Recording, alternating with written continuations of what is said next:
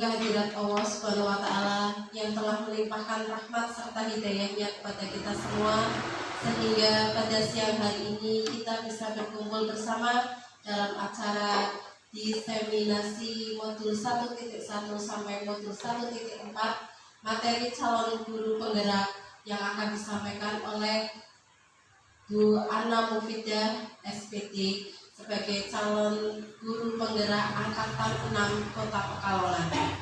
Baiklah, untuk mempersingkat waktu, mari akan saya bacakan susunan acara pada siang hari ini, yaitu pertama pembukaan, kedua pengisian oleh Ibu Ana Mufidah sebagai calon guru penggerak, yang ketiga lain-lain atau tanya jawab, dan yang keempat adalah penutup. Untuk acara yang pertama, pembukaan, marilah kita buka acara ini dengan bacaan basmalah bersama-sama. Bismillahirrahmanirrahim. Terima kasih. Semoga dengan bacaan basmalah tadi acara pada siang hari ini bisa berjalan dengan lancar. Untuk acara yang kedua, yaitu pengisian oleh Ibu Ana Mufidah, kepada Bu Ana Mufidah kami persilahkan.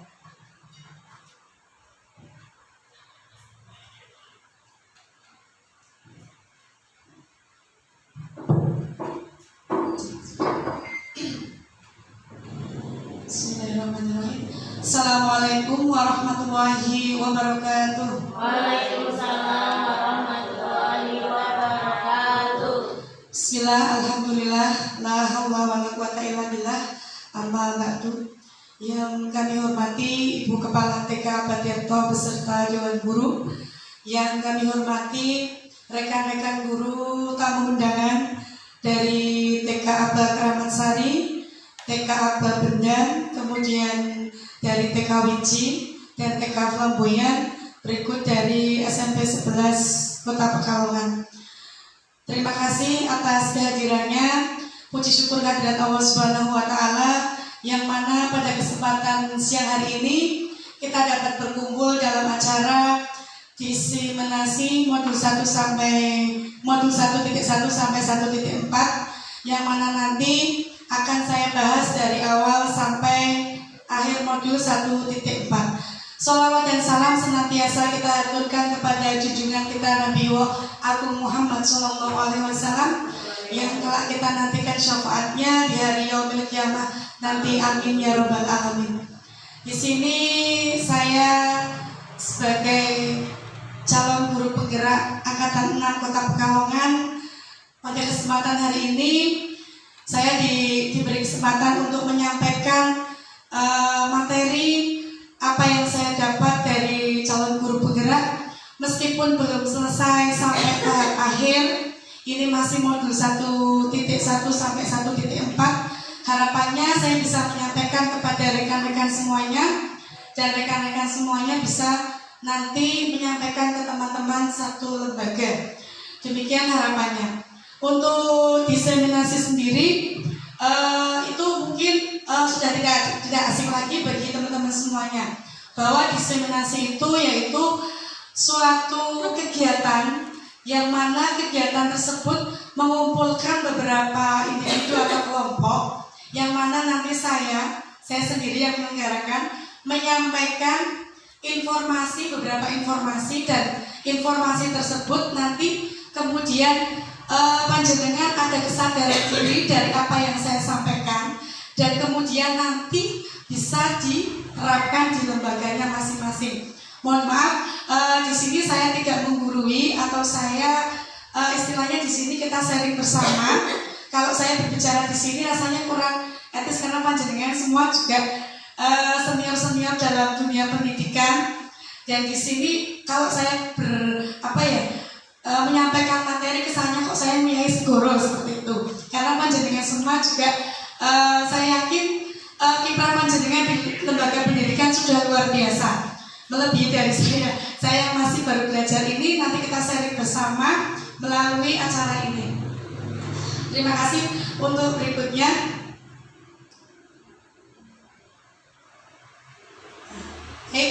berikutnya untuk perjalanan guru penggerak saya, sedikit bercerita dari awal perjalanan guru penggerak saya, awal mulai saya mengikuti, seperti yang panjenengan ketahui bersama bahwa semuanya lewat SIM PKB, lewat SIM PKB yang mana itu dimulai dari bulan Januari, yang ribetnya luar biasa.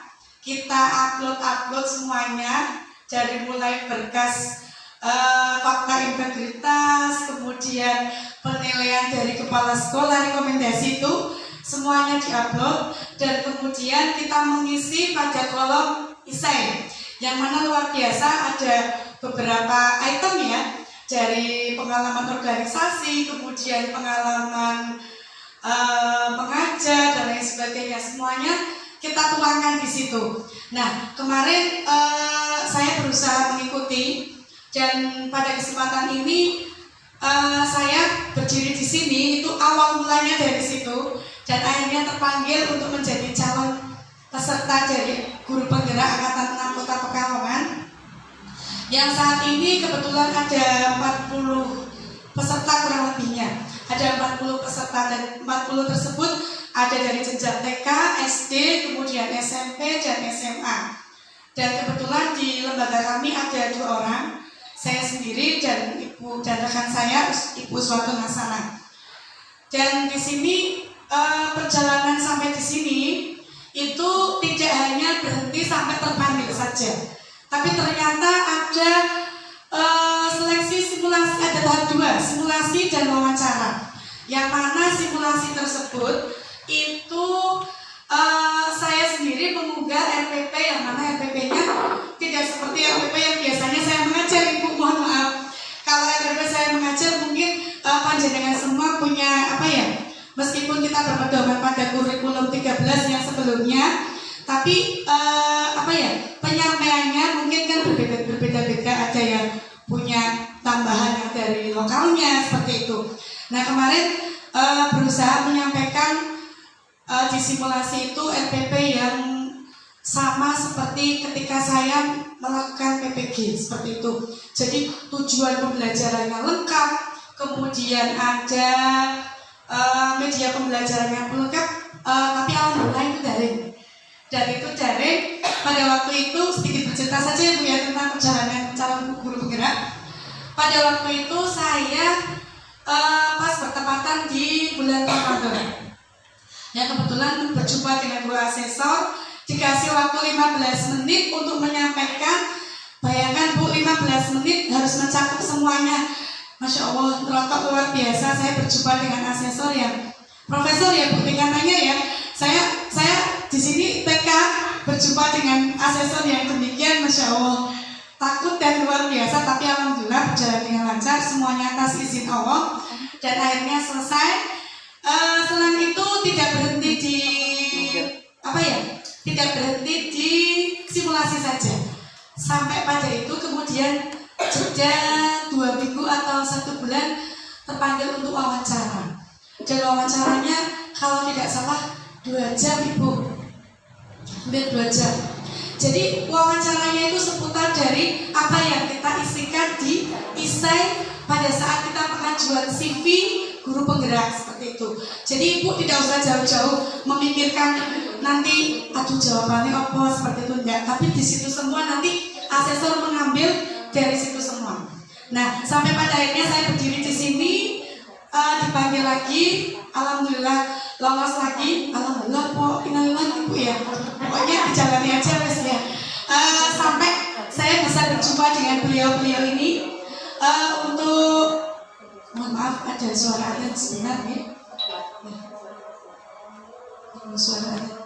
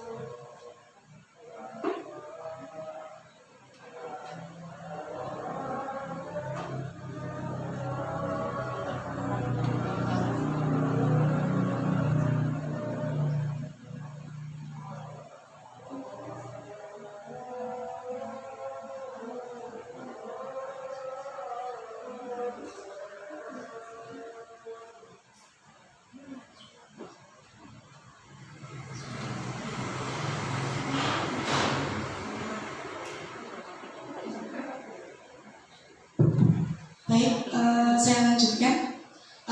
Sampai pada tadi itu perjalanan selesai, akhirnya saya terpanggil kembali, dan kemudian untuk perjalanan guru penggerak ini saya didampingi oleh beliau berdua, yang ini Ibu Wiwi Parungki selaku fasil saya.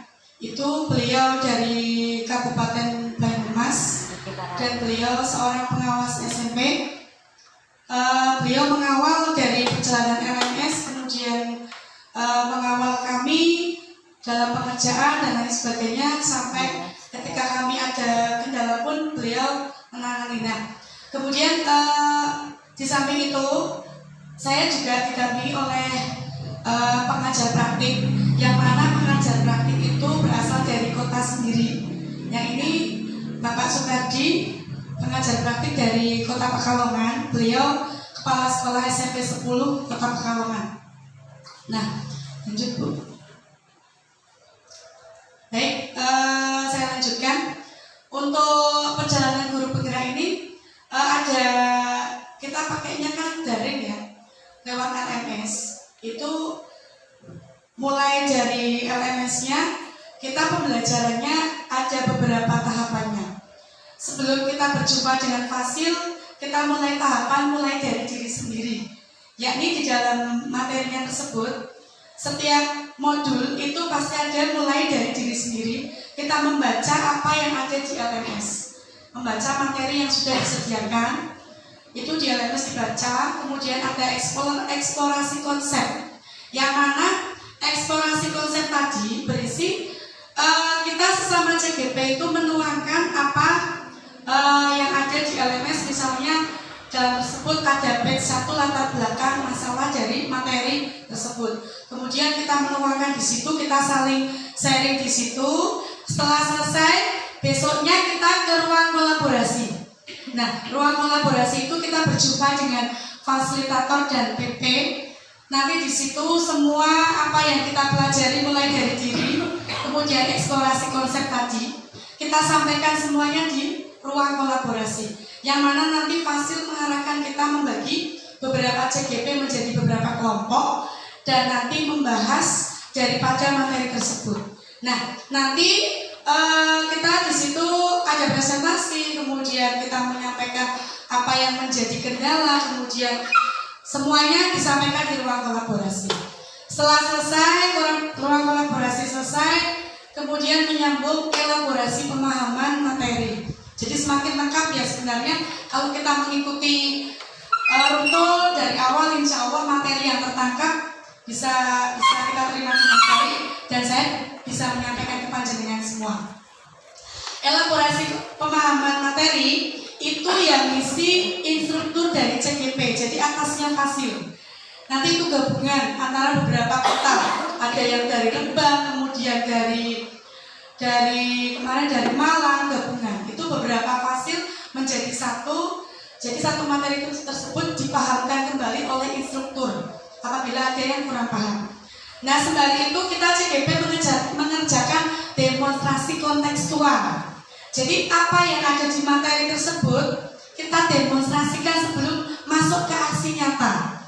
Jadi selesai, habis ini mau bisa dibuat bentuk video, bisa dibuat bentuk artikel, kemudian bisa dibuat bentuk infografik atau komik dan lain sebagainya, terserah sesuai dengan kemampuan CGP.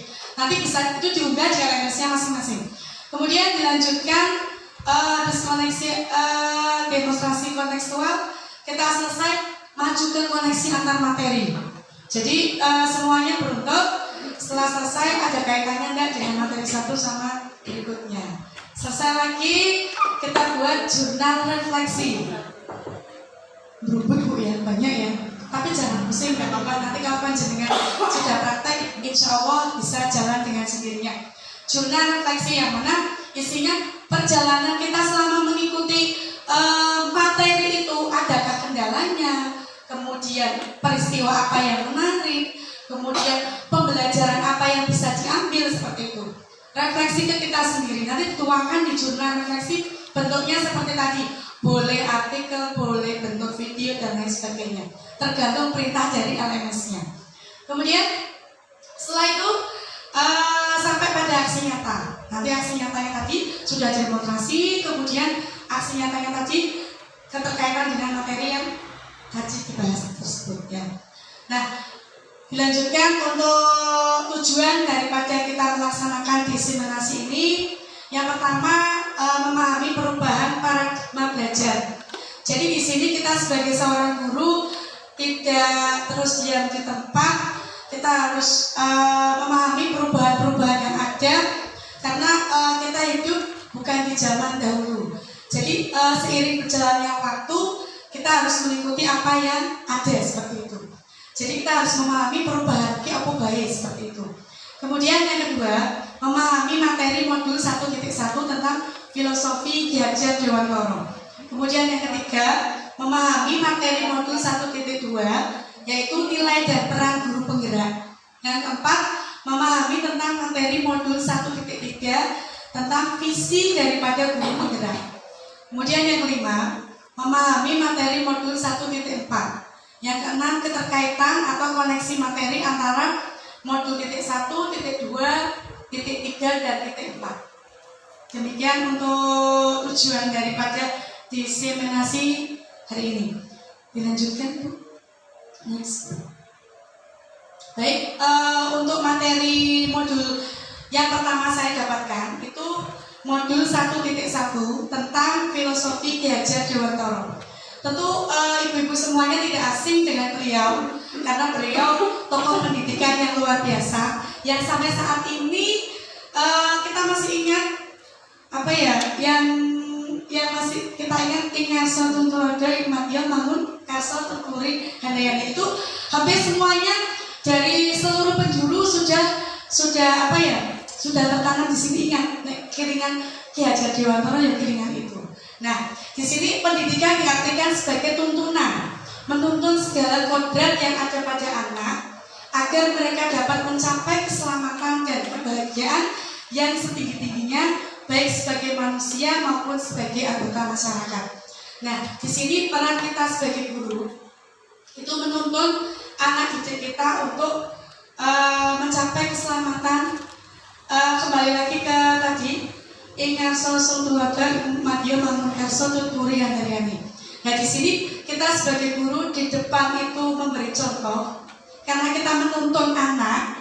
Pertama kita memberi contoh terlebih dahulu sebagai teladan anak. Jadi perilaku kita sehari-hari itu suatu apa ya, potret. Nanti kita dilihat anak, mulai dari busana, kemudian gerak-gerik kita, kemudian cara bicara kita, itu pun menjadi teladan untuk anak didik kita. Jadi apalagi yang TK ya, khusus sedang TK itu sangat berhati-hati sekali kalau berbicara di sebelah anak, karena usia golden age kan itu ketika guru mengatakan apa pasti sampai rumah diwadoke ibu mesti. Jadi untuk saya sendiri pun harus hati-hati ya, karena guru itu sebagai teladan. dari mulai pakaian bu guru mau nganggur semenit bu seperti itu kan ya. Bu guru tadi pakainya kok ini bu letet banget kayak gitu. Apalagi anak-anak sekarang ya, anak-anak zaman sekarang itu luar biasa memperhatikan gurunya, tidak seperti saya zaman dulu. Kalau dulu saya berangkat duduk mendengarkan pulang sudah. Wes orang arti bu guru tadi bilangnya apa, kemudian tidak memperhatikan. Berbeda dengan anak sekarang, itu sangat-sangat berbeda sekali. Kemudian di depan kita memberi sebagai contoh atau teladan, di tengah kita sebagai penyemangat, ya kita menyemangati. Jadi apa yang menjadi kemauan murid, apa yang menjadi minat murid, kita harus menyemangati. Jangan sampai guru, oh jadi mas, jangan iki mbak, seperti itu. Biasanya kan, mau saya sendiri saja juga hilang bu. Sebelum saya mengenal dari filosofi ini, katanya saya sendiri hilang. Jangan seperti ini, saya kok kesannya kok mengatur anak. Padahal menurut beliau pendidikan sekarang itu berarti menghamba pada anak, guru menghamba pada anak. Berarti apa yang menjadi kebutuhan anak, apa yang menjadi minat anak itu kita mengarahkan seperti itu.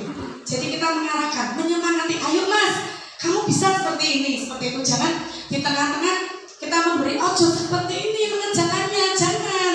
Jadi apalagi usia anak TK itu ketika kita bilang jangan, otomatis dong, kadang seperti itu. Anak usia dini, terlebih nanti di jenjang berikutnya kadang guru orang menyemangati aku kayak gitu ya. Jadi peran guru yang pertama itu mohon maaf untuk guru yang Sungtulojo yang Madyo Mangkarso itu di depan belajar, di tengah itu menyemangati, dan di akhir mendorong. Ayo mas, disemangati terus. Jadi untuk anak didik kita ada penyemangat, ada kita sebagai guru menjadi penyemangat untuk anak didik kita. Kemudian kodrat alam dan kodrat zaman. Jadi kita sebagai guru itu harus memperhatikan antara kodrat alam dan kodrat zaman. Kodrat alam berkaitan dengan sifat dan bentuk lingkungan di mana anak-anak berada. Kemudian untuk kodrat zaman berkaitan dengan isi dan irama. Kaitannya dengan ini, tadi kita sebagai guru ketika kita memberikan pembelajaran itu harus seiring dengan zaman yang ada.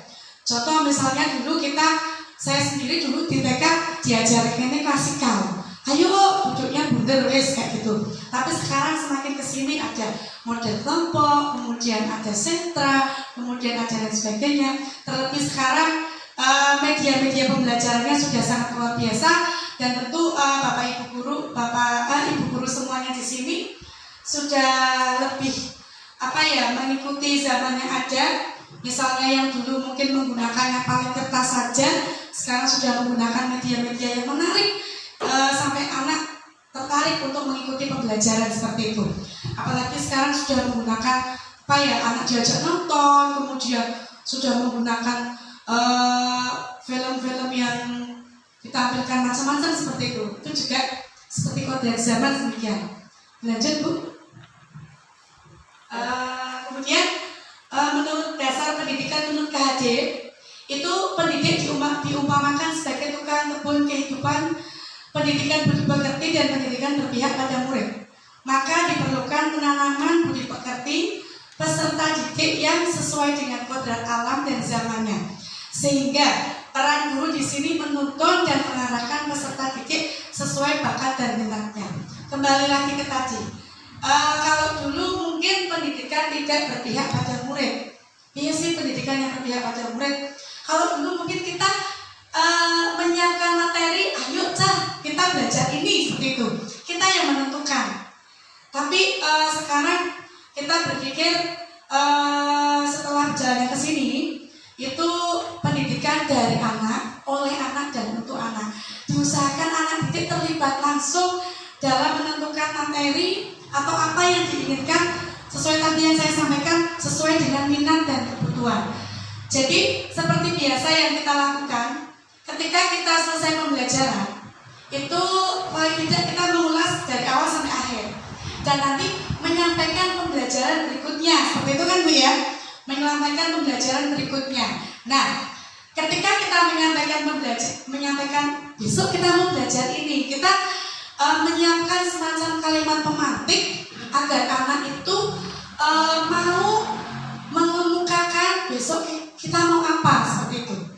Jadi dari situ kita sudah tahu, oh bocah ini. Jadi jangan kita ya menentukan memaksa anak untuk kegiatan ini seperti itu.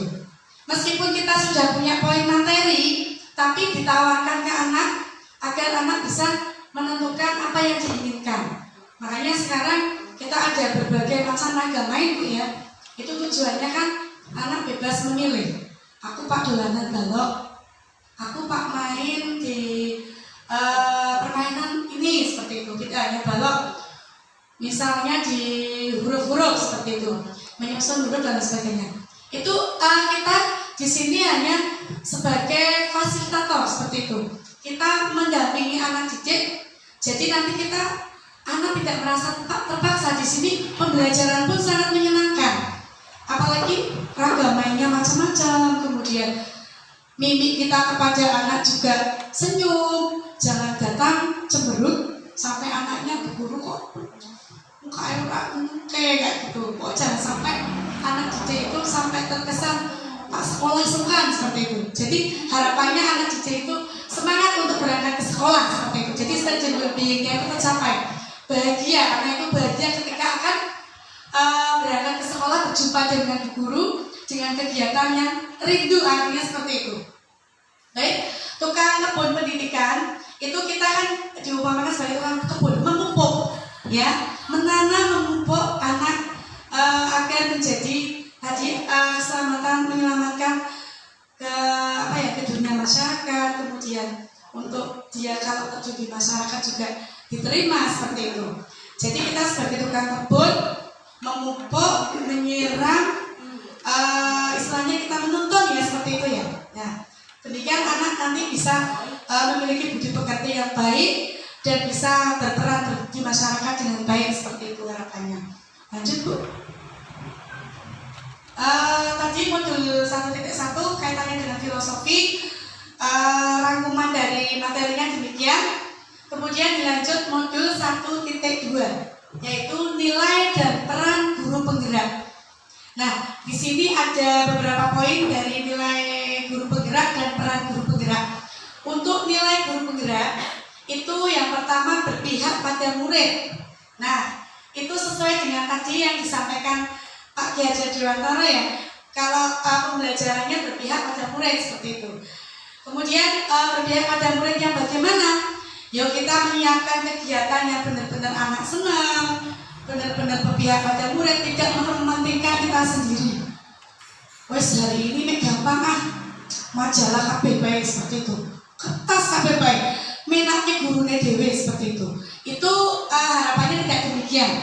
Apalagi sekarang sudah merdeka belajar nih, sudah merdeka belajar, semuanya menggunakan media-media yang menarik, mulai dari pernak-pernik ospad yang sudah tentu panjenengan sudah menyediakan semuanya yang membuat anak-anak menarik. Ketika menulis pun tidak harus pakai pensil. Kalau dulu zaman saya kecil, saya jenenge nulis, jenenge sekolah itu nulis di papan. Duduk, salin, tulis, pulang, bocor, seperti itu. Dulu zaman saya kecil. Jadi besoknya kita berangkat, mau nulis mana? Akeh pok sebelah bab, bahasan sebelah bab dulu kayaknya. Nah, sebelah bab aku kesel, mulai wes gurune ternyata dibaca baik ngantui seperti itu. Nah, harapannya berpihak pada murid.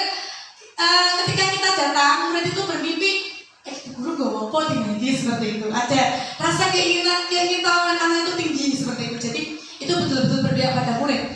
Entah itu mainan yang kita bawa itu untuk anak didik kita menjadi bahagia, kemudian apa yang kita sampaikan, pertama tujuan pendidikannya tercapai seperti itu. Itu harapannya dari nilai guru penggerak. Itu kita menjadi guru yang bisa berpihak pada murid. Kemudian mandiri. Mandiri di sini kita sebagai guru tidak hanya berhenti kita berada di zona nyaman. Wes aku wes duwe bekal mulang. Paling cantik ya koyo kaitok duduk tepuk-tepuk sudah pulang. Seperti itu. Padahal enggak, Ibu. Untuk kita sendiri kemandiriannya itu berarti kita semakin mengembangkan diri kita untuk mencari sumber-sumber sumber-sumber pembelajaran, karena guru itu sebagai pembelajar juga. Berarti luru-luru info mungkin di Google, mungkin kita mengikuti workshop, kemudian seminar. Apalagi sekarang yang marak-marak ini ya, 2 tahun terakhir ketika ada COVID-19 itu tidak ada seminar tatap muka. Enak kan Bu, sudah pakai daring. Wes, tidak lihat orangnya, oh kita mendengarkan, seperti itu. Mungkin tidak lihat orangnya, tapi kita mendengarkan. Nah, demikian kalau kita seperti itu setiap hari kita mengikuti workshop tentang ketekaan, terlebih sekarang yang marak IKM ya Bu ya. Saya sendiri pun baru mengikuti sekali Bu. Baru mengikuti sekali, mungkin panjenengan sudah lebih dari 1 kali ya. Karena dari yang tugas, dari yang kemudian IGTKI, kemudian yang dari PKK juga menyelenggarakan semuanya. Harapannya itu kita tidak diam di tempat, mengajarnya tidak itu saja seperti itu, ada perubahan. Nah, mandiri itu seperti itu.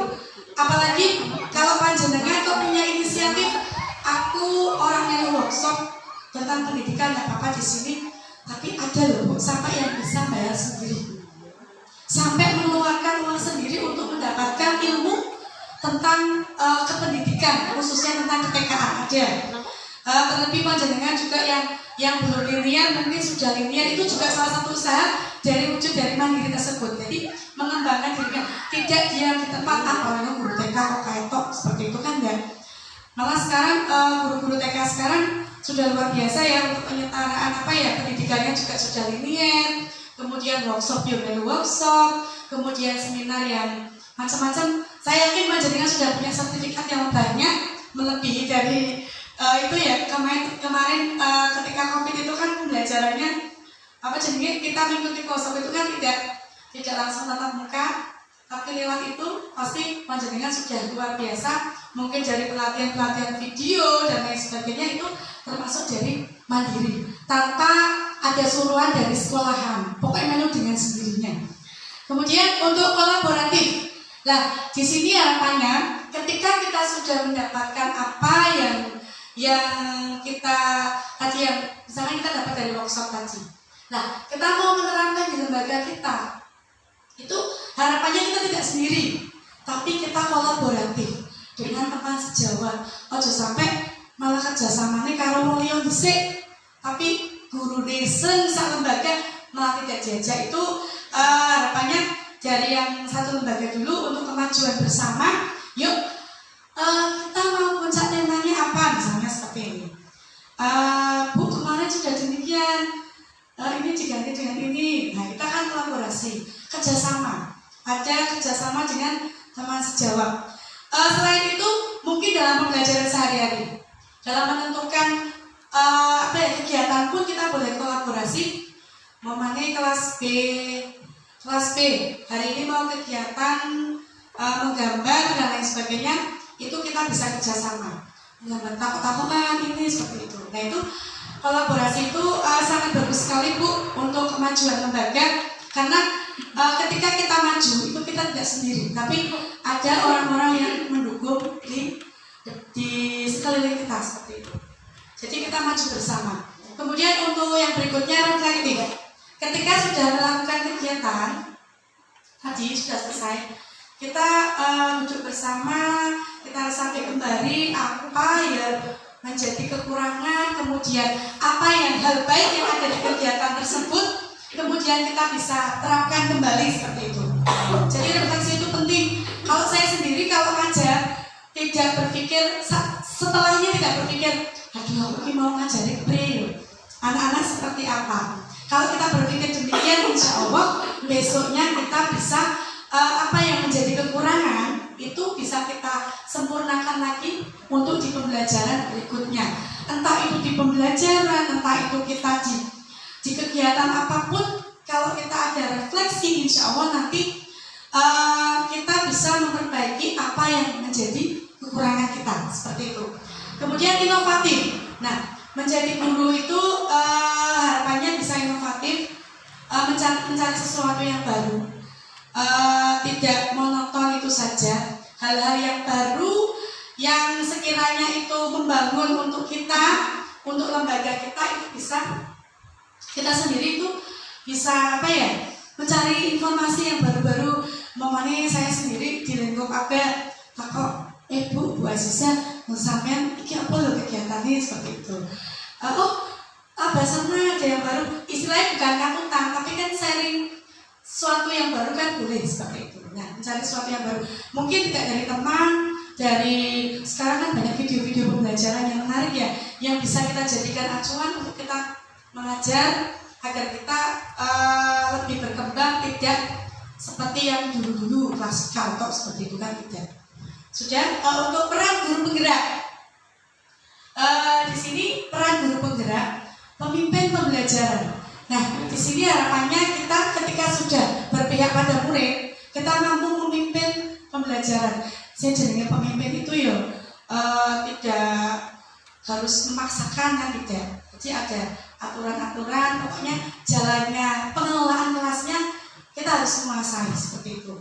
Di bawah meskipun semua dibebaskan, anak dibebaskan tetap ada kendali seperti itu. Jadi bebas yang bertanggung jawab. Kemudian menjadi coach bagi guru lain. Nah, ini menjadi coach bagi guru lain. Misalnya tadi ketika kita sudah mengikuti workshop dan lain sebagainya, kita menyampaikan ke teman, ngajari temen nih, bukan ngajari pinter ya seperti itu. Kita menyampaikan apa yang kita bisa. Seperti sekarang yang marak untuk PNM ya. Untuk PNM barangkali di sini ada teman-teman yang menjadi pendamping PNM. Itu juga menjadi coach jadi bagi guru lain. Tidak hanya itu, ketika membuat aksi nyata, contoh misalnya ketika dalam satu lembaga tersebut ada satu guru yang bisa Canva, misalnya bisa aplikasi Canva siji, lah itu membantu mengajari teman yang lain.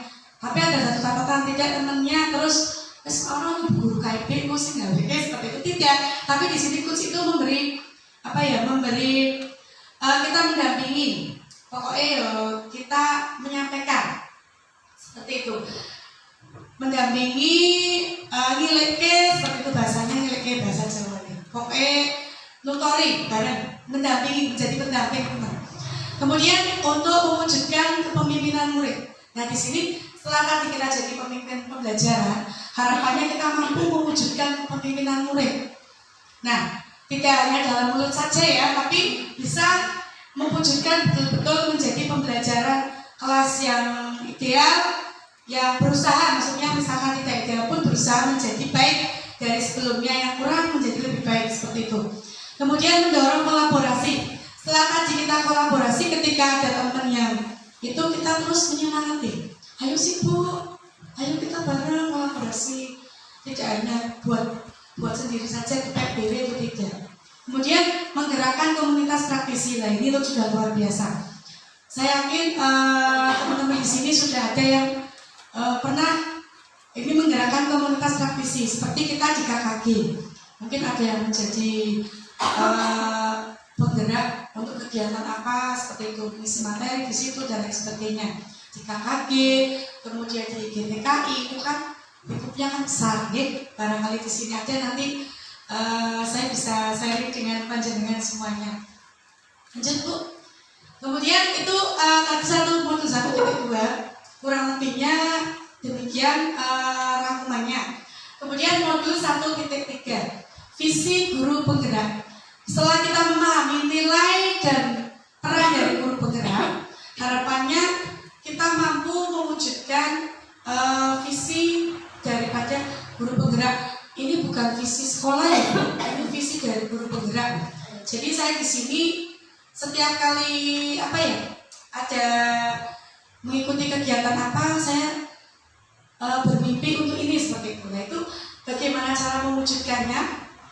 Ini visi guru penggerak, yaitu untuk mewujudkan visi diperlukan adanya prakarsa perubahan yang dibuat berdasarkan tahapan baca. Visi dibuat dengan melihat potensi yang ada di sekolah dan diperlukan kolaborasi warga sekolah dan pemangku kepentingan serta wali murid.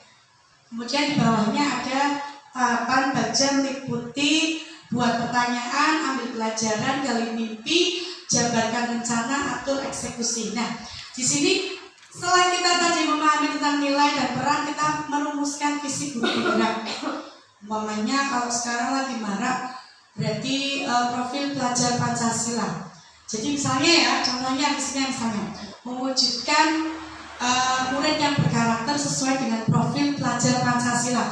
Wah, kelihatannya luar biasa. Kalau bisa, kalau kita membuat visi itu tidak terus panjang lebar, tapi ternyata di akhir tidak bisa mewujudkan, itu juga kita melihat yang demikian. Jadi ada ukurannya.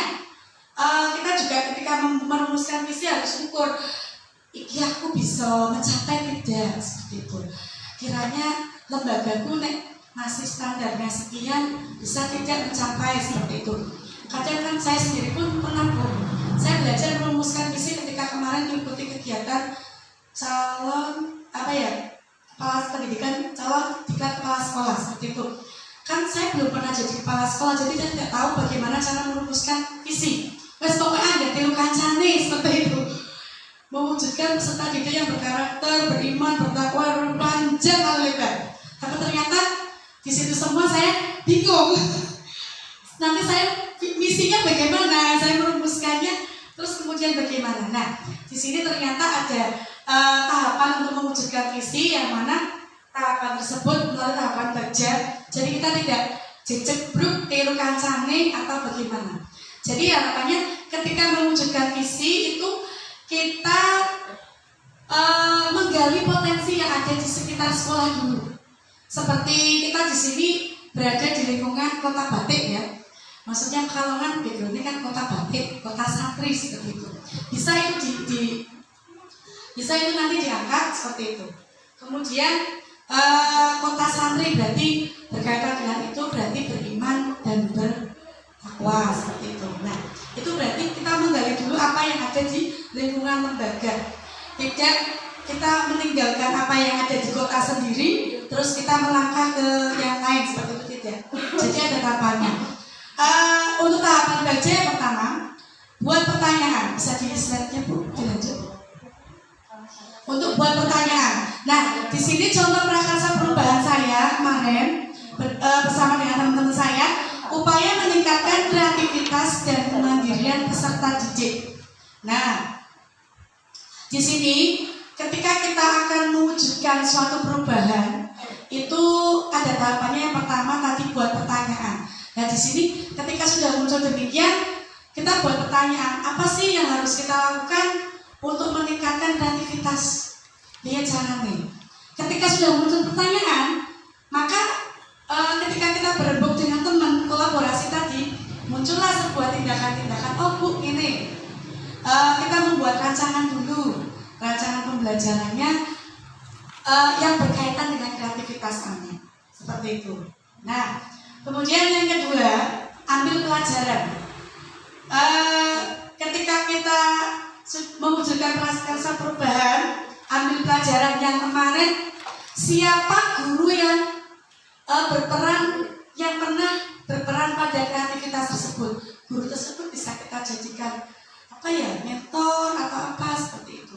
Jadi ambil pelajarannya demikian. Nanti urut, nanti panjenengan bisa dengan sendirinya sudah ada konsepnya, nanti bisa terlaksana, seperti itu. Kemudian setelah siapa guru tadi, tindakannya mengidentifikasikan di antara guru 6 tadi. Misalkan nama saya kan 8, guru ber-8 tadi yang biasa di bidang kreativitas siapa, seperti itu. Nanti bisa itu dijadikan ketika kita mengadakan IHT kecilan, training satu lembaga misalnya, itu bisa dijadikan itu nggak usah ambil dari luar dulu, kita lingkup sekolah dulu, kita belajar bareng, seperti itu. Nah, harapannya demikian. Kemudian gali mimpi. Untuk gali mimpi yang jenenge mewujudkan visi, memang kita membuat visi itu memang tinggi. Pengennya Yosin Kai bermimpi sekolahku besok 5 tahun kemudian sekolahku bakal kayak ini. 5 tahun kemudian lembagaku seperti ini, kan demikian ya. Nah, dari situ apa kebiasaan-kebiasaan baru, dan kita bisa membayangkan apa seperti itu. Nah, pertanyaannya demikian untuk gali mimpi. Kemudian untuk tindakannya, merefleksi peserta didik yang belum mengembangkan kreativitasnya. Biar terwujud tadi, kita peserta didik sing belum mau, sing belum mengembangkan kreativitasnya. Nah, kita istilahnya kita beri itu lagi, kita beri penekanan, bukan yang semacam tetap enggak, tapi kita beri apa ya, pembelajaran kembali tentang kreativitas tadi seperti itu. Jadi kan semakin kesini berjalan semakin terwujud seperti itu. Lanjut Bu.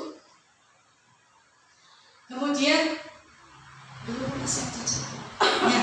Kemudian yang terakhir jabarkan rencana. Untuk jabarkan rencana, apa saja langkah yang harus dilakukan untuk merancang kegiatan pembelajaran yang berkaitan meningkatkan tentang kreativitas tadi. Apa meneh? Berarti kita membentuk kelompok. Misalkan tindakannya kita membentuk kelompok per kelas dan kreativitasnya meningkat, demikian. Kemudian memanfaatkan misalkan ada yang mengusulkan memanfaatkan barang-barang bekas, itu bisa untuk meningkatkan kreativitas anak. Kemudian yang terakhir eksekusi. Siapa yang memantau proses belajarnya? Di sini ketika kita melakukan ini, itu harapannya ada. Di sini kita tidak sendiri, jadi ada yang memantau. Mungkin karena tadi kita kolaborasi dengan, ketika merumuskan visi kan nanti ada kolaborasi dengan wali kepala sekolah, kemudian teman-teman seperti itu kan ya. Itu harapannya ada warga sekolah yang mengamati seperti itu. Jadi bukan mengamati terus sekolah itu pria itu enggak, tapi dalam kita bekerja itu istilahnya ada yang memantau itu beda ya Bu ya, dengan kita yang dengan sendirinya seperti itu. Nanti juga ada yang mengarahkan demikian. Itu untuk contoh prakarsa perubahan. Mungkin panjenengan bisa untuk upaya meningkatkan apa selain itu, mungkin percaya diri anak, mungkin prakarsa perubahan tentang apa seperti itu. Kita harus tentang kreativitas semua ya.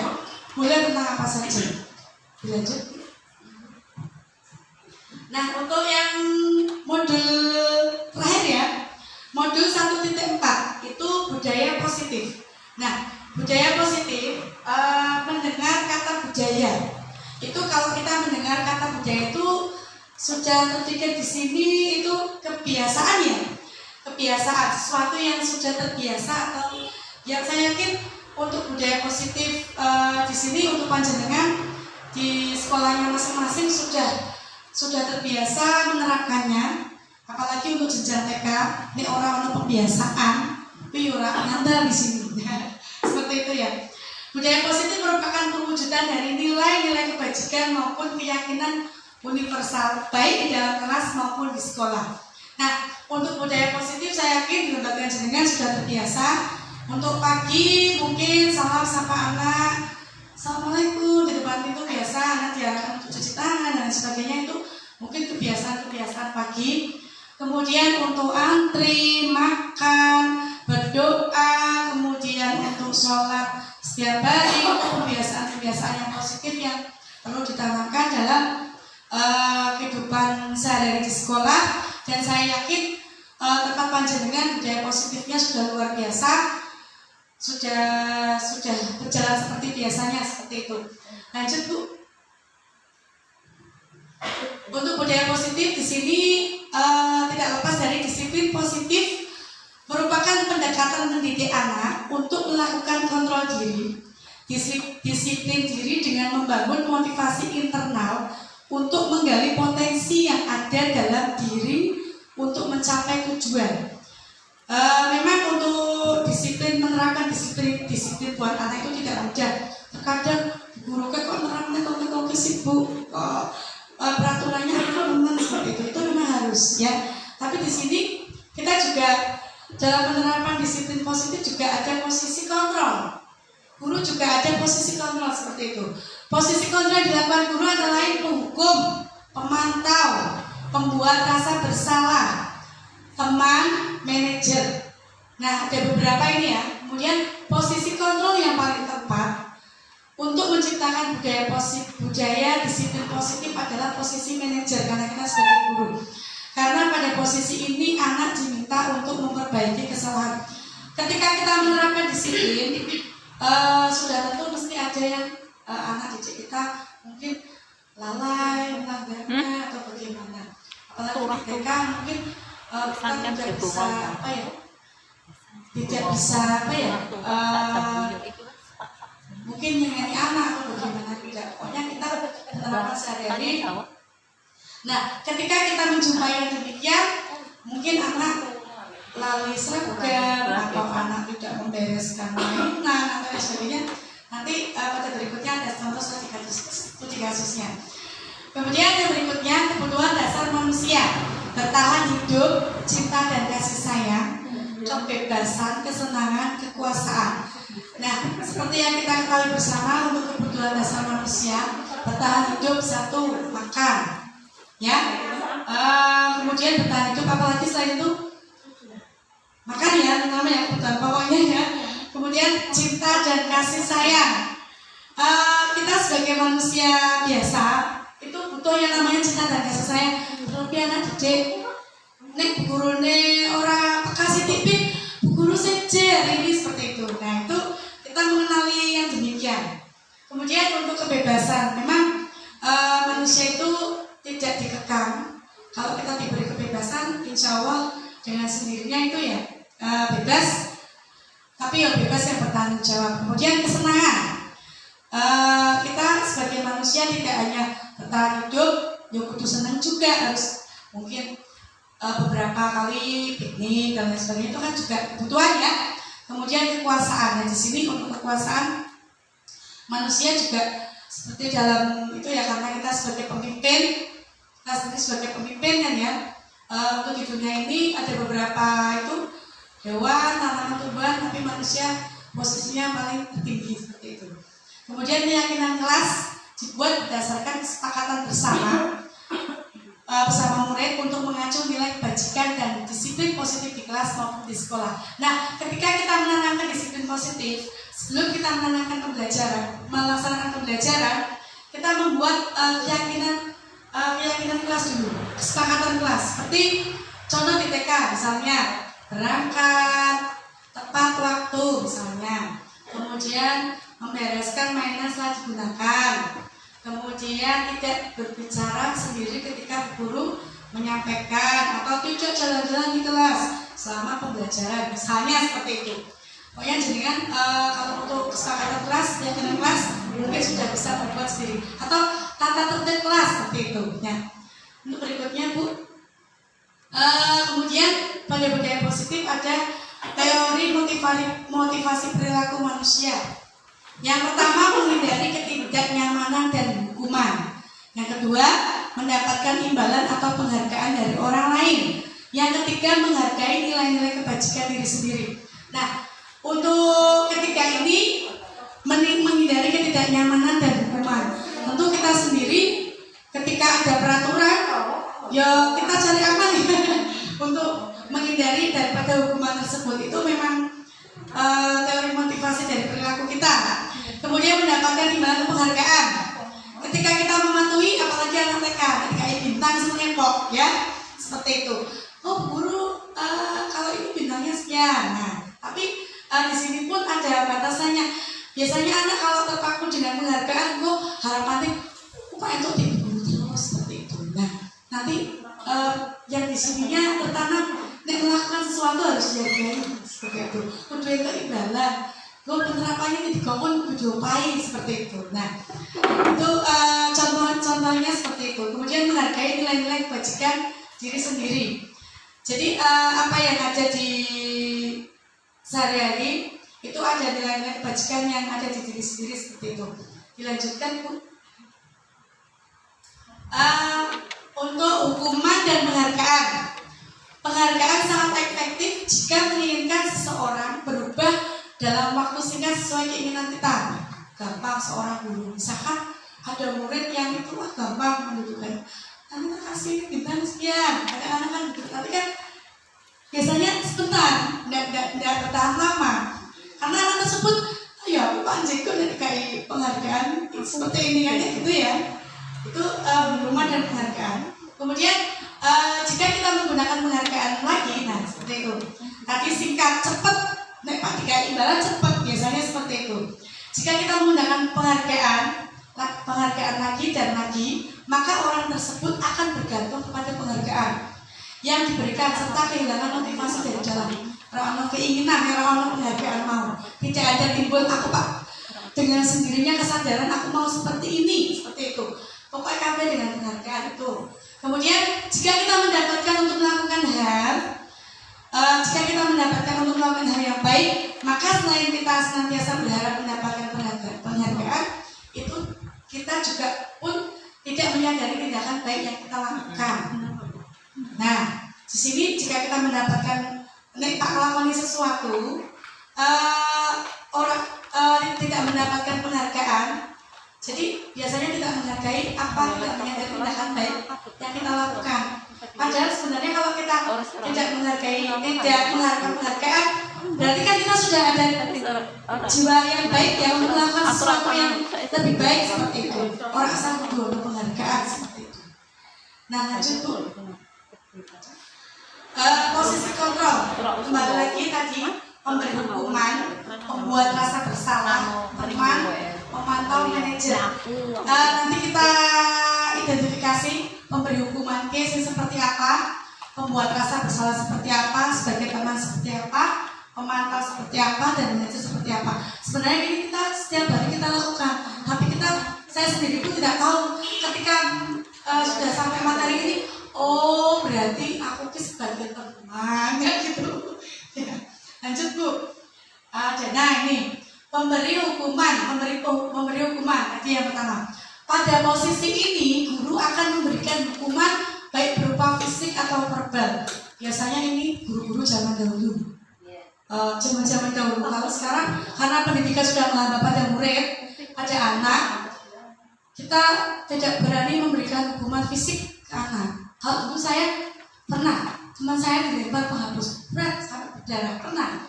Kalau guru ngaji saya dulu pakai cuding itu sih Bu, pakai cuding harus stop. Pokoknya sih ngantuk stop seperti itu. Nah, kalau berbeda zaman sekarang, kita tidak kalau perut ngantuk ya kita berarti memberi semangat. Kita memberi apa ya kayak es krim atau bagaimana biar anak ngantuk seperti itu ya, tepuk-tepuk atau bagaimana itu trik-trik kita. Tapi kalau dulu langsung lempar. Sing orang ngejak PPR wes nyalin berapa ribu kata sampai beberapa buku saya pernah soalnya dulu seperti itu. Harapannya kita tidak demikian ya. Kemudian membuat rasa bersalah. Pada posisi ini guru berkata lembut, tetapi yang membuat murid merasa bersalah sehingga murid merasa tidak berharga. Biasanya saya sendiri pun kemudian, Mas Abah kamu kok gitu? Apa kamu nggak kasihan sama ibu?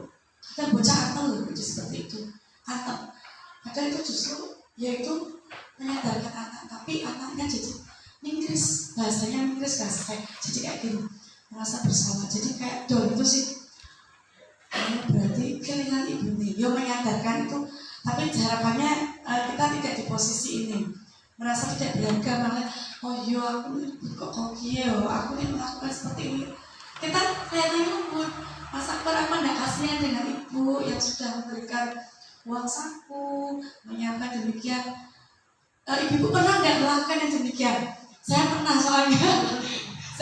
saya ketika saya sudah ini, saya merasa seperti ini, ya Allah, aku kok ya kenapa orang itu materi ketinggian, seperti itu. Ternyata apa yang saya lakukan lembut menyadarkan anak, tapi justru membuat anak tidak berharga seperti itu. Kemudian yang ketiga sebagai teman, cirinya guru akan berkata lembut juga, seperti mengajak temannya, ayolah bantu ibu, yuk teman-teman bantu guru, tolong mengerjakan tugas rumah atau bagaimana. Nah pada posisi ini biasanya murid akan diajak bersama, ya guru kita cok mengabaikannya sih bu, dianggap kocongin. Seperti itu kan ya, memang di posisi TK kadang kita sebagai teman iya, tapi ada posisi-posisi tertentu yang dimana kita harus menempatkannya seperti itu. Kayak di sini, ayolah bantu ibu, tolonglah kerjakan tugasmu. Biasanya kata-katanya, contoh-contohnya demikian. Apakah ibu-ibu di sini pernah yang mengatakan demikian? Kan biasanya kan sama TK kan membawa, ayo sih bantu seperti ini, kadang itu seperti itu ya.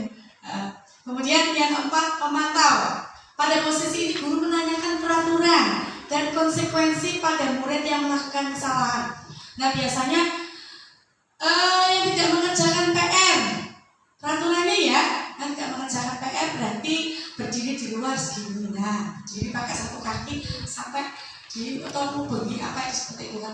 Konsekuensinya kemarin apa? Misalkan kita udah buat peraturan. Nah, peraturan tadi orang ngajak bocah seperti itu, tidak ngajak anak untuk menyepakatinya. Mungkin yang membuat gurunya tersebut. Jadi harapannya tidak demikian. Jadi posisi pemantau di sini guru menanyakan peraturan. Peraturannya piye? Kemarin tidak mengerjakan PR. Nah, harapannya tidak demikian seperti itu. Kemudian yang terakhir ini posisi yang paling bagus. Ya katakanlah paling kita sebagai guru di posisi ini, manajer. Pada posisi ini guru berbuat sesuatu bersama murid untuk menemukan solusinya. Jadi kita melakukan pendekatan kepada murid. Orang ujuk-ujuk, keo, si ini kan harapannya tidak demikian. Tidak menunjuk anak seketika. Anak itu ditunjuk demikian juga down kan ya. Nah, untuk menemukan solusinya dan guru mempersilahkan murid untuk mempertanggungjawabkan perilakunya. Jadi kita di sini melakukan pendekatan. Nanti ada tahapannya juga. Mungkin ya ibu di sini sudah biasa melakukannya. Mungkin selain di sini materi sebelumnya juga pernah didapatkan, sudah diterapkan mungkin ya. Nah, ini saya menyampaikan kembali. Lanjut Bu Uswatu. Ya. Nah, di sini dalam melakukan posisi tadi kontrol yang manajer tadi, kita sebagai manajer itu ada langkah-langkahnya. Kita menggunakan restitusi. Mendengar restitusi kita kelingan pajak ya Bu. Kelingan pajak motor ya, restitusi seperti itu bukan. Nah, di sini ada restitusi. Restitusi itu adalah proses menciptakan kondisi bagi murid untuk memperbaiki kesalahan sehingga mereka bisa kembali pada kelompok mereka dengan karakter yang lebih kuat. Ini menurut dosen. Kemudian restitusi bukan untuk mencari kesalahan siswa atau menekan siswa untuk merasa bersalah, tetapi restitusi dilakukan untuk mencari solusi agar siswa memperbaiki kesalahannya dengan sadar, bukan paksaan sesuai dengan keyakinan kelas atau sekolah. Nah, di sini ketika tadi sudah melakukan peraturan kelas, yang mana peraturan membuat kesepakatan kelas tadi yang dipatuhi bersama, dibuat dengan murid bersama, saya yakin ketika dibuat bersama, mungkin murid kan jangan Bu, biasanya gitu loh. Ada semacam kayak apa ya, kayak kita beli nyang-nyangan seperti itu ya, kan kita buat bersama seperti itu.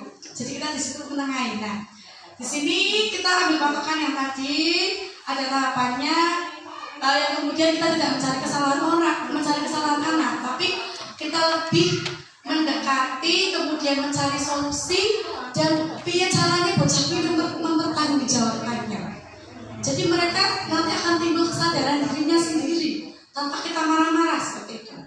Nah, kemarin saya mencoba mempraktekkan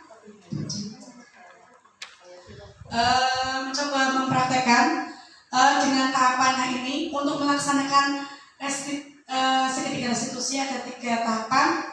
Yang pertama menstabilkan identitas, kemudian validasi tindakan yang salah, kemudian menanyakan keyakinan. 3 ini lanjut Bu, ada penjelasan. Nah, di sini ketika menstabilkan identitas ada beberapa kalimat yang bisa ibu pakai nanti untuk itu. Ciri-cirinya seperti ini. Berbuat salah itu tidak apa-apa. Kita ketika menyatakan Mas Akbar atau Mas siapa atau mungkin di sini berbuat salah itu tidak apa-apa. Tidak ada manusia yang sempurna. Biasanya kita memberikan kalimatnya demikian. Kemudian sampai pada yang terakhir, apakah kamu sedang menjadi teman yang baik untuk dirimu sendiri? Misalnya kita kaitkan dengan kalimat-kalimat ini kita sesuaikan dengan kasus yang ada di kelas seperti itu. Kemudian validasi tindakan. Ada hal yang kamu bisa melakukan yang lebih buruk dari ini. Jadi kamu pasti punya alasan mengapa kita validasi tindakan itu kita mengidentifikasi dulu apa yang permasalahannya ada. Mungkin anak itu melakukan seperti itu, mungkin ada di rumahnya bagaimana atau itu kan ya. Jadi kita harus ketika kita akan menyelesaikan kasus kita harus sedikit dulu seperti itu. Yang berikutnya Nah, menanyakan keyakinan. Ketika sudah stabil, validasi, kita kembalikan ke peraturan kelas. Misalnya, tadi kan sudah dibuat. Biasanya anak dengan sendirinya ingat. Apalagi yang TK, ingat.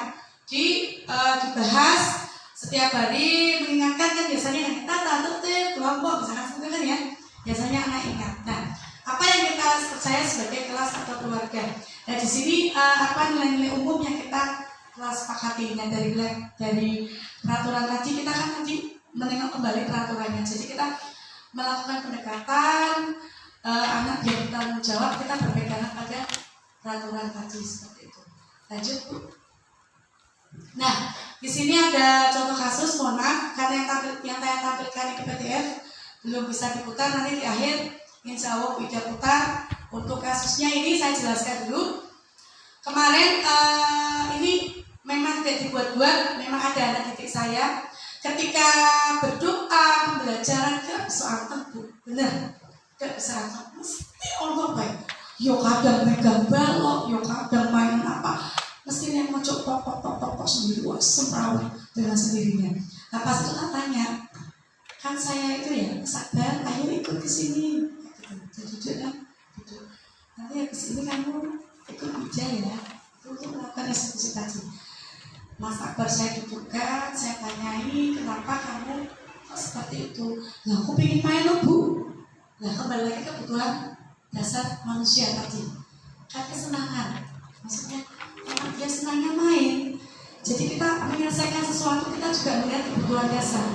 Ada yang anak pendiam, mungkin kurang cinta dan kasih sayang. Kita harus mendidik mulai dari kebutuhan dasar, kebutuhan pokok manusia tadi ya.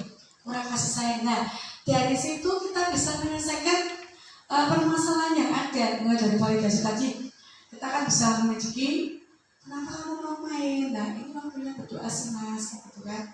Baik dengan bahasa. Aku ingin itu. Lalu berdoanya kan sudah tadi di luar. Mainnya aku mau main kayak terus minta Tuhan biasa mau main. Akhirnya dengan tahapan tadi, tindakan tadi, akhirnya aku sebut. Ya Bu, besok aku akan menangani. Tapi yo sejenis bocah yo.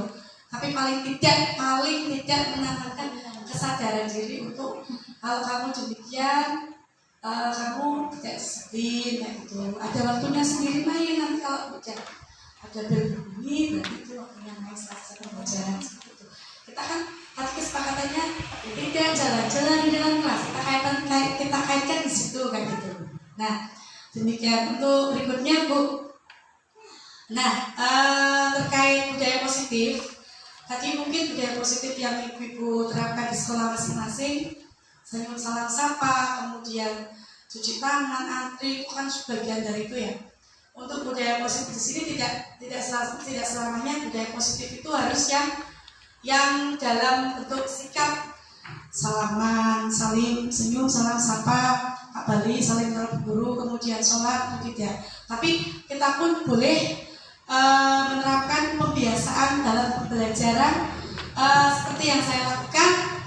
Di sini saya mau berbagi praktik baik untuk budaya positif saya di sini menumbuhkan budaya positif anak usia dini melalui pengenalan dan pemanfaatan IT, laptop secara cerdas dan bijak untuk pembelajaran di era digital. Kelihatannya judulnya kok mengerti Bu? Mengerti pula. Kalau di TK mungkin ya seperti ini kita mencoba Bu, mungkin kalau di TK paling TKP kok laptop kayak gitu, paling TKP kok seperti itu.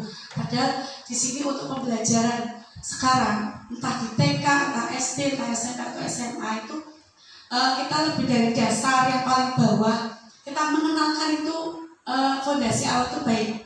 Paling tidak anak dikenalkan ini jenenge laptop. Harapannya di sini anak orang mau kenal tok, tapi menyentuh. Iya sih caranya mengoperasikannya. Paling tidak untuk anak TK menyalakan dan mematikan seperti itu alurnya. Nah di sini latar belakang kenapa saya membuat judul demikian, karena sekarang ini kita dituntut untuk menyiapkan pembelajaran di era digital ini yang luar biasa pembelajarannya. Kita dituntut untuk berubah Jadi karena perkembangan zaman ilmu teknologi di era globalisasi ini, kita memanfaatkan IT untuk pembelajaran. Lah di TK piye seperti itu. Nah, untuk di TK di sini yang saya langsung menggunakan ilmu teknologi yang saya gunakan laptop. Secara cerdas dan bijak, kenapa saya katakan cerdas dan bijak? Karena yang saya hadapi anak TK. Nek TK ngurus sesuatu yang baru ditutup-tutup enggak, Bu? Ditutup-tutup. Jadi ditutup-tutup, ya wis penasaran iki apa guru luar biasa kan? Yo Pak megang, yo Pak ini. Tapi enggak apa-apa. Jangan sampai kita ojo, jangan dipegang enggak. Tapi kita lebih menyilahkan anak untuk meraba, memegang. Apa sih biasa caranya mengoperasikan? Kalau nggak bisa jalan pakai kursor itu ya mungkin kita di jalan biasa. Nah, anak ikut jalan ya guru. Aku ada yang seperti ini unik bagus. Bu, aku di rumah ada tapi nggak boleh pegang sama ibu, ada yang seperti itu. Ada yang, Bu, kok panahnya begitu bagus ya Bu, bisa jalan ke sana terus nyala kayak gitu. Saya jadi bocah kan santai, anak kan luar biasa. Nah itu jadi anak di sini tidak dari awal dikenal kayak tidak gaptek kayak gitu. Mungkin di rumah biasa sekolah HP, biasa sekolah HP seperti itu. Terus biasa sekolah HP seperti itu kan ya. Laptop ini juga cara menyalakan dan mematikan seperti itu. Lanjut Bus. Di latar belakangnya, apalagi sekarang di jenjang SD sudah ada ANPK ya Bu ya. Anak diharapkan sudah pegang laptop, bisa mengoperasikan komputer. Nah, di sini juga bisa merangsang perkembangan motorik halus juga. Dan anaknya kan bisa menggerakkan perkembangan motorik halus juga. Jadi ada keterkaitannya. Lanjut Bus. Ya, ini rancangan aksi nyata saya. Untuk yang pertama terbelakangnya tadi sudah, tolak ukurnya peserta didik mampu mengenal laptop tadi dengan menyalakan dan mematikan seperti itu. Nanti anak harus menceti entah itu huruf, entah itu apa, pokoknya yang pertama harapannya anak bisa menyalakan dulu, kemudian mematikan seperti itu. Setelah itu ada yang dipercaya, wah itu huruf apa Bu? Setelah itu, wah keluar huruf P-nya Bu, kayak gitu. Nah, kemudian tujuannya menumbuhkan profil nilai-nilai pelajar Pancasila pada diri murid dalam kegiatan pembelajaran, khususnya pembelajaran IT. Kemudian membangun budaya positif di sekolah untuk menumbuhkan peserta didik yang mampu mengenal IT dan memanfaatkan di era digital. Adanya perubahan pembelajaran di era digital dengan pengenalan IT dan pemanfaatan IT untuk pembelajaran. Kemudian untuk dukungannya ini kita ketika melakukan kegiatan tentu saja tidak lepas dari teman atau rekan sejawat untuk diajak kolaborasi. Dalam hal ini ya menyiapkan laptopnya, kemudian ya ono sing rekam seperti itu. Kemudian ya mungkin setiap hari pembelajaran Bapak Ibu semuanya juga terbiasa mendokumentasikannya. Sama halnya dengan saya, setiap hari juga mendokumentasikan tujuannya untuk satu, terkadang saya sendiri lupa, oh ini misalnya apa, kalau saya lihat itu kan, oh misalnya ini. Kadang saya jadikan beberapa slide jadi satu video dan saya unggah di YouTube pribadi seperti itu.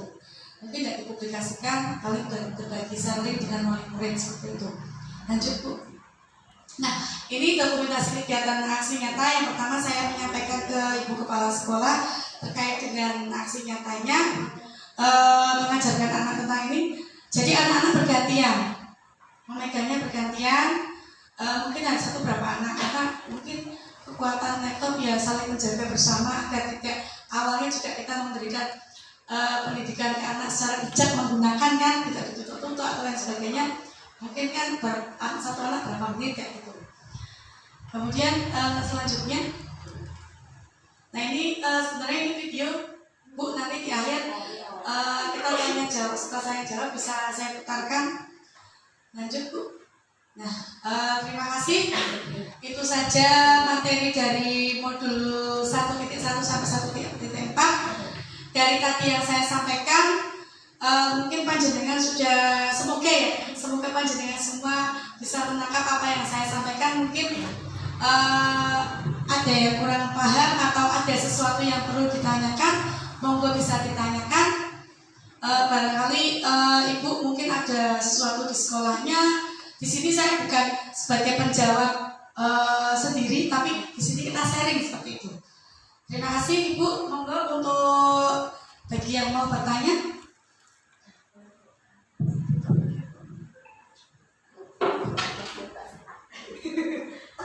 Assalamualaikum warahmatullahi wabarakatuh. Waalaikumsalam warahmatullahi wabarakatuh. Saya Bu Aziza dari TKA Bandungan. Mau bertanya, tadi Bu Ana sudah kan menjelaskan di modul 1.2 itu pada nilai guru penggerak salah satunya adalah kolaborasi. Nah, bagaimana trik agar kolaborasi itu bisa berhasil? Sedangkan kita tahu sendiri nggak mesti gampang gitu loh, nggak gampang untuk ngajak teman-teman berkolaborasi, melakukan perubahan, mengikuti zaman sekarang yang benar-benar istilahnya ceritanya banyak sekali ya guru TK yang harus ini yang masih maraknya IKM, harus berburu merdeka, merubah pembelajaran dari yang misal klasikal, terus sekarang harus yang benar-benar merdeka belajar seperti itu. Bagaimana trik dari Bu Ana Mufidah untuk bisa sharing ke saya nanti bisa diterapkan sekarang seperti itu. Terima kasih.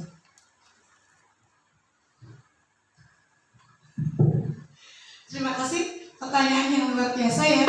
Sampai saya terkagum-kagum, berarti Bu Aziza dari tadi diam tapi menyimaknya. Terima kasih untuk pertanyaannya. Bagaimana trik kolaborasi?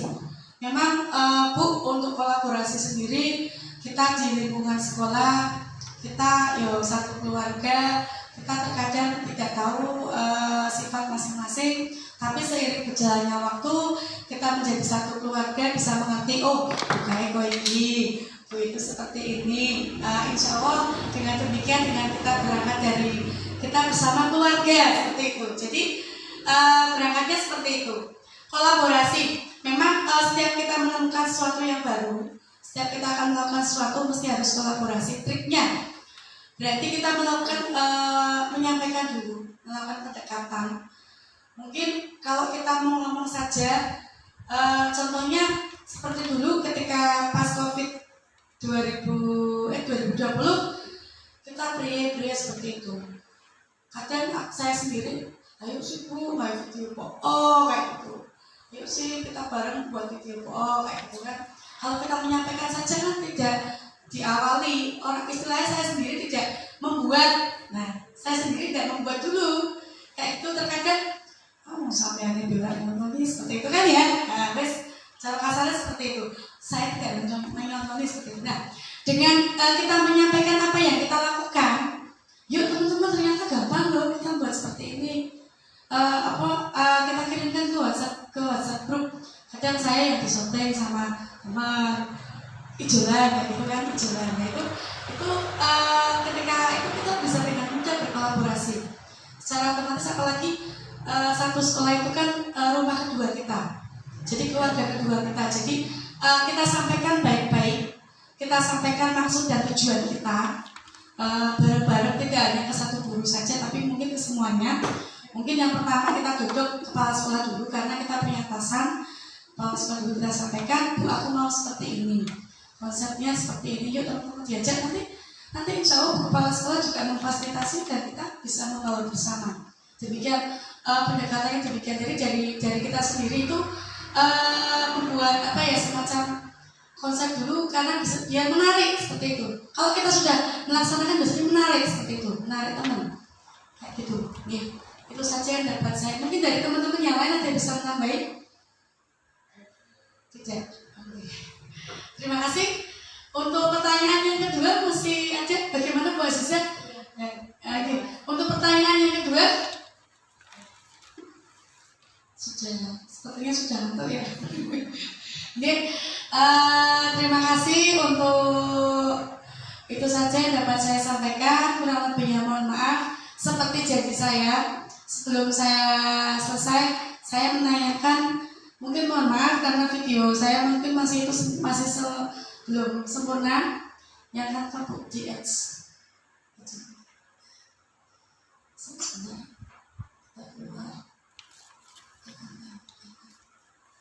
ya, bisa tanya ya. Nah, itu dulu yang disebut dulu. Nah,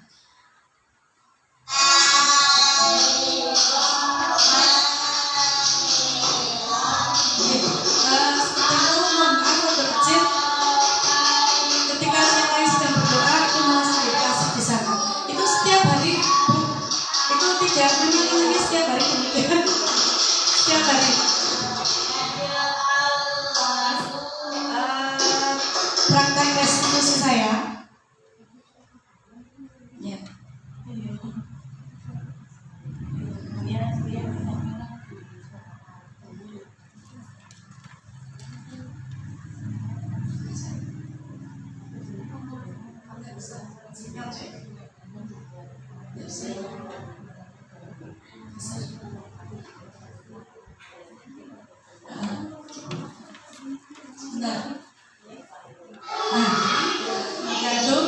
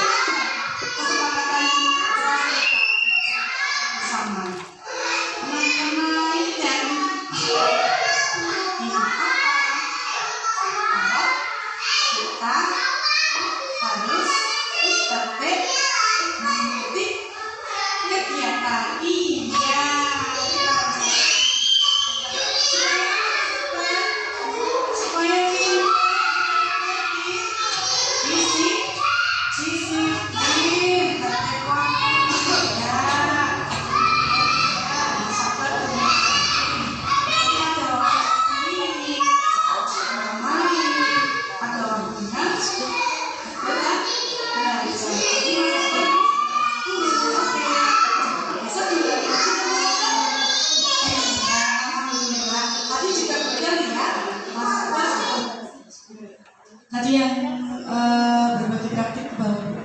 Satu lagi videonya. Ya, sebentar.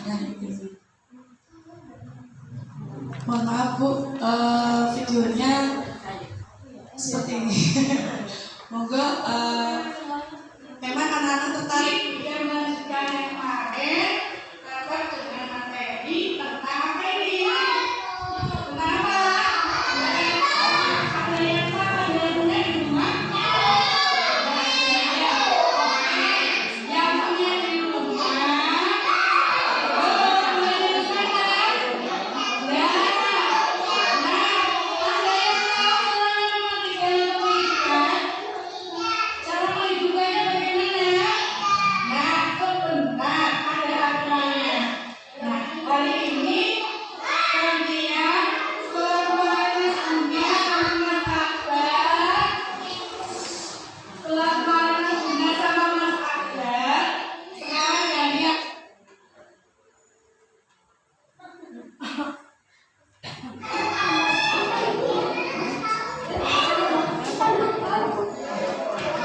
Ada yang belum bisa mengatakan, jadi dibantu dengan saya sendiri. Baik, kurang lebihnya demikian. Saya pribadi mengucapkan terima kasih atas kehadiran ibu-ibu semua yang sudi mendengarkan apa yang saya dapatkan dari CGP. Harapannya semoga ibu semua bisa menyampaikan ke teman-teman dan nanti harapannya juga bisa bermanfaat untuk lembaganya. Terima kasih, saya mohon maaf apabila ada kesalahan dari awal sampai akhir. Terima kasih saya ucapkan. Wassalamualaikum warahmatullahi wabarakatuh. Saya kembalikan ke MC. Terima kasih kepada Ibu Ana Mufidah atas materinya, sangat bermanfaat sekali dan menambah wawasan kita semua nih. Untuk acara selanjutnya lain-lain mungkin barangkali ada yang ingin ditanyakan lagi. Sudah cukup. Terima kasih. Untuk acara selanjutnya yaitu penutup. Marilah kita tutup acara ini dengan bacaan hamdalah bersama-sama. Alhamdulillahirobbilalamin. Terima kasih kepada ibu-ibu yang telah meluangkan waktunya untuk hadir. Saya sebagai pembawa acara mohon maaf apabila ada salah kata. Sekian dari kami. Wassalamualaikum warahmatullahi wabarakatuh. Waalaikumsalam warahmatullahi wabarakatuh.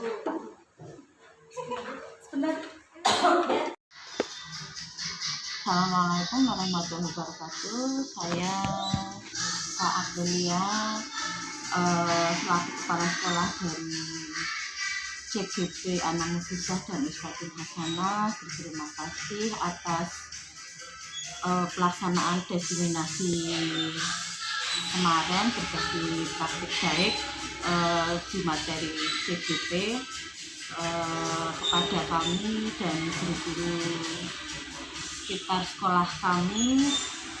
dan saya rasa materinya cukup menarik. Semoga materi yang disampaikan kemarin oleh Bu Anang Sidah dan Bu Fatul Masalah itu bermanfaat untuk lembaga yang mengikutinya. Demikian, wassalamualaikum warahmatullahi wabarakatuh. Berikut kegiatan aksi nyata modul 1.4.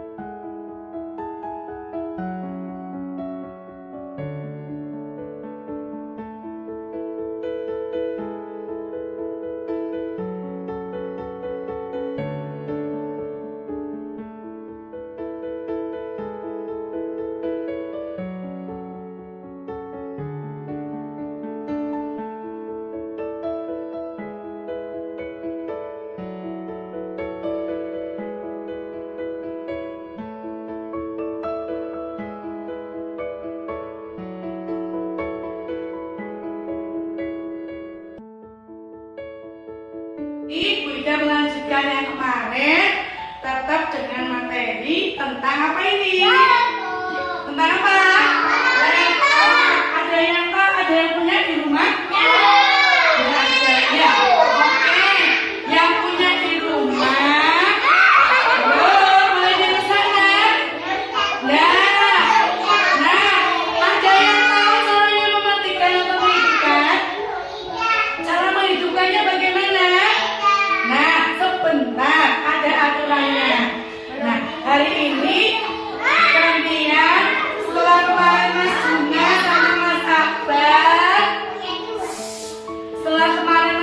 sama Mas Akbar, sekarang gantian Mas Akbar sama Mas Rafa. Boleh ditutup-tutup kayak gini? Ya boleh. Boleh dipegang-pegang? Megang tak boleh, tapi ditekuk-tekuk nggak boleh. Oke? Teman-teman, mulai dari kecil ini ya bisa menyalakan laptop sama bisa mematikan, tapi tidak boleh merusak, harus dijaga. Ingat, nanti belajarnya gantian. Oke? Nah, belajarnya gantian sampai kita memegang apanya ini. Nih, ini nanti kursornya bisa jalan. Nanti Bu Ida suruh maju satu-satu untuk memegang ini. Siap? Siap. Yuk, sekarang Mas Rafa dulu. Ayo Mas Rafa. Ya, Mas Rafa kita boleh ke sana. Dipegang dulu ini. Dipegang dulu. Nah, sebentar. Saya yang lain diam ya. Nah, sudah. Nyala nggak teman-teman? Nyala. Cara menyalakannya pakai tombol yang pojok sebelah sini. Ada gambarnya sebelah ini. Oke? Kita pegang dulu. Nah, sebentar. Mas Juna mundur, Mas Juna. Kita tunggu ya sampai keluar tampilan biru. Siap? Nanti gantian pegang kursornya gantian. Ya. Saya gantian. Ya.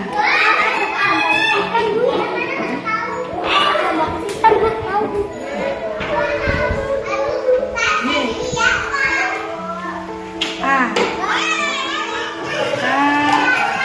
B A N apa dua C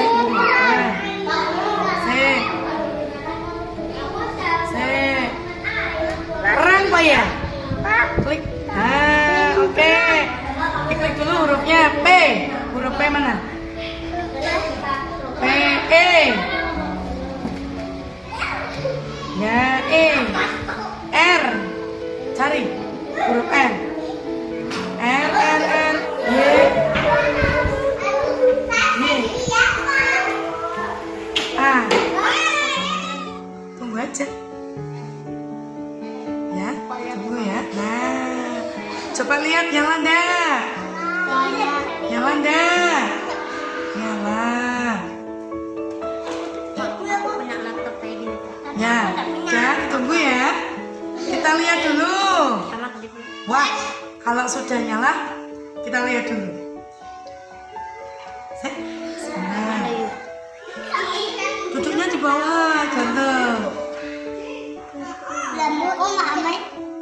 Tahu ya, menyalakannya yang tombol ini yang ada gambar bulat, ada garis tegaknya yang sebelah sini, oke? Siap ingat? Siap. Tapi tidak boleh dirusak ya punya mama di rumah.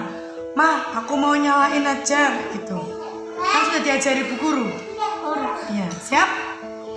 Kita lihat, tunggu dulu ada tampilannya. Wah, sudah terlihat? Sudah. Sekarang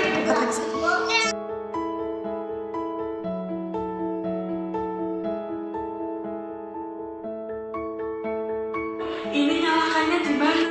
Namanya belajar menyalakan, tidak boleh mengganggu. Apa? Satu, kita harus ganti apa? Gantian orang parut turun. Siap? Siap, yuk. Coba lipat tangan. Patek. Ayo dari Mas Akbar. Oke. Bukan dia. Saya kuita disetting dari sana.